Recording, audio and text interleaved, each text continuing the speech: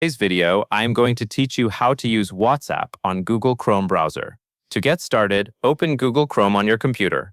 Once Chrome is open, go to the official WhatsApp webpage. After the page loads, you will see a QR code on the screen. At this point, keep the browser window open and leave the QR code displayed. You will use that code to link your WhatsApp account.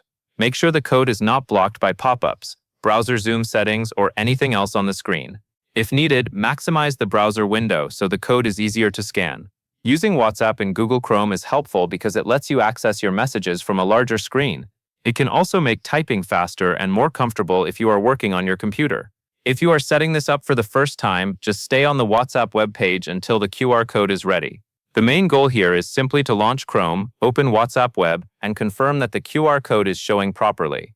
Take a quick moment to check that everything on the page looks normal and fully loaded.